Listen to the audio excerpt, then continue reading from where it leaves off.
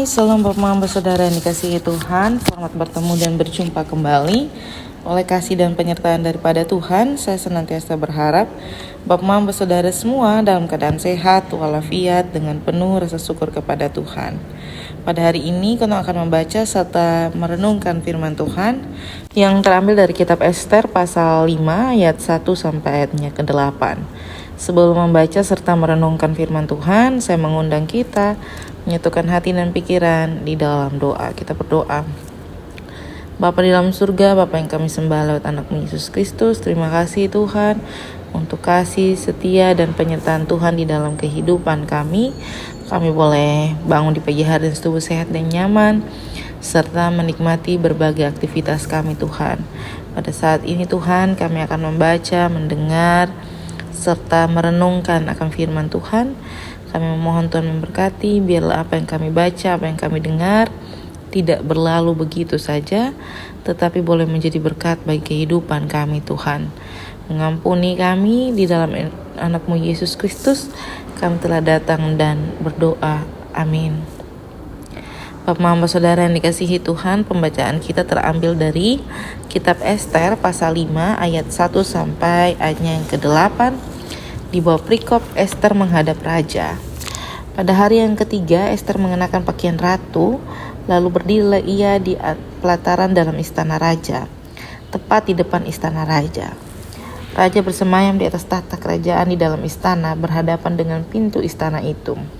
Ketika raja melihat Ester, sang ratu, berdiri di pelataran, berkenanlah raja kepadanya, sehingga raja mengulurkan tongkat emas yang di tangannya ke arah Ester, lalu mendekatlah Ester dan menyentuh ujung tongkat itu.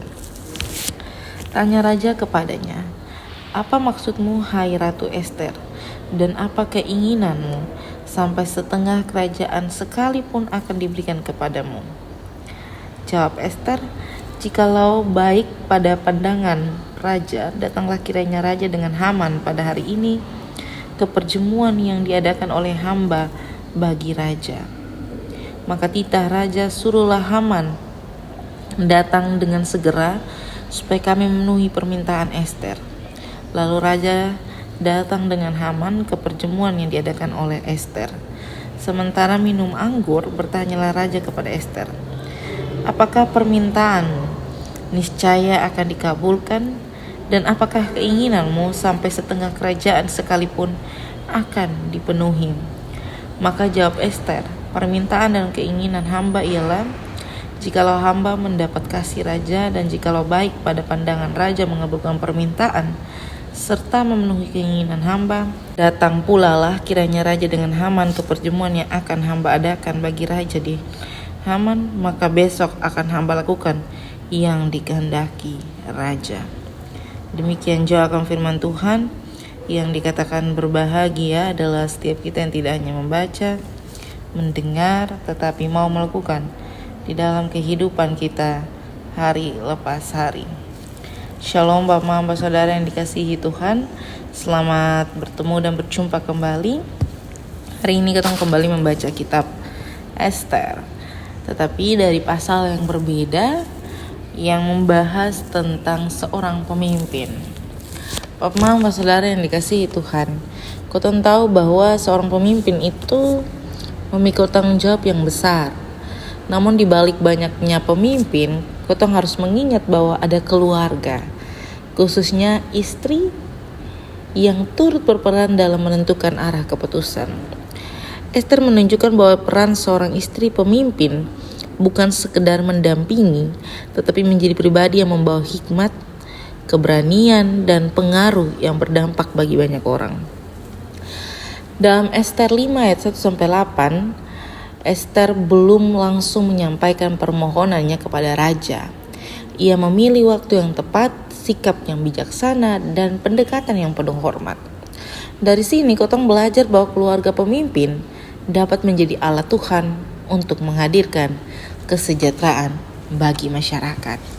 Mari kita menilik 3 hal yang saya temukan dalam perenungan firman pada pagi hari ini. Yang pertama, berani mengambil tanggung jawab demi kepentingan banyak orang. Merujuk pada ayat 1 dan 2, Ester sadar bahwa menghadapi raja tanpa dipanggil dapat berakibat hukuman mati. Namun ia memilih bertindak karena keselamatan bangsanya lebih penting dari kenyamanan diri sendiri. Keluarga pemimpin dipanggil bukan hanya menikmati posisi, tetapi juga berani berdiri bagi kebenaran dan kepentingan masyarakat. Keberanian yang lahir dari iman akan menjadi berkat bagi banyak orang. Yang kedua, menggunakan hikmat dalam memengaruhi pemimpin. Merujuk pada ayat 3 sampai ayat 5, kita melihat ketika raja menawarkan apapun hingga setengah kerajaan, Ester tidak tergesa-gesa mengajukan permintaan. Ia mengundang raja dan Haman ke sebuah perjamuan. Ester mengajarkan bahwa pengaruh yang besar tidak selalu melalui kata-kata yang keras. Hikmat, kesabaran, penghormatan, dan waktu yang tepat seringkali menghasilkan keputusan yang lebih baik. Dalam keluarga, seorang istri dapat menjadi penasihat yang penuh kebijaksanaan, sehingga pemimpin mampu mengambil keputusan yang membawa manfaat bagi masyarakat. Yang ketiga, mengutamakan rencana Tuhan daripada emosi pribadi. Merujuk pada ayat 6 sampai ayat 8, sekali lagi saya mau bilang bahwa Ester belum mengungkapkan permohonannya. Ia percaya bahwa Tuhan sedang membuka waktu terbaik untuk bertindak. Kesabaran ini menunjukkan iman bahwa Tuhan bekerja melampaui kemampuan manusia. Keluarga pemimpin perlu mengendalikan emosi, tidak tergesa-gesa, dan memberi ruang bagi pimpinan Tuhan. Keputusan yang lahir dari doa dan hikmat akan menghasilkan dampak yang lebih luas bagi kesejahteraan bersama. Maka dari itu, Bapak Mama, saya mau bilang bahwa mari kita menjadi keluarga yang mendorong pemimpin hidup dalam takut akan Tuhan, membangun komunikasi yang penuh dengan hikmat, bukan tekanan atau kemarahan. Dan kita perlu menggunakan pengaruh dalam keluarga untuk memperjuangkan keadilan, kepedulian, dan kesejahteraan bersama. Akhir dari semua itu saya mau bilang, berdoalah agar setiap pemimpin mengambil keputusan yang membawa damai dan kebaikan bagi banyak orang.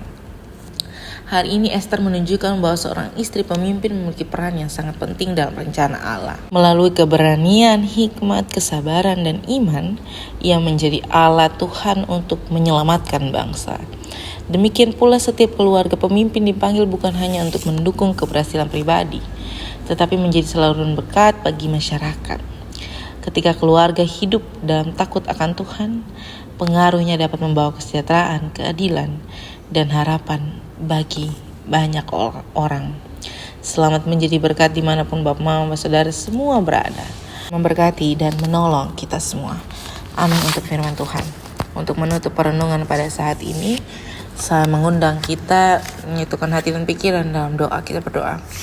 Bapa kami dalam surga, dikuduskanlah namamu, datanglah kerajaanmu, jadilah kehendakmu di bumi seperti di sorga. Berikanlah kami pada hari ini makanan kami secukupnya, dan ampunilah kami akan kesalahan kami, seperti kami juga mengampuni orang yang bersalah kepada kami. Dan janganlah membawa kami ke dalam pencobaan, tetapi lepaskanlah kami daripada yang jahat, karena Engkau yang punya kerajaan, dan kuasa, dan kemuliaan, sampai selama-lamanya. Amin. Salam Bapak, Mama, Saudara sekalian, selamat beraktivitas. Tuhan memberkati dan menolong kita semua.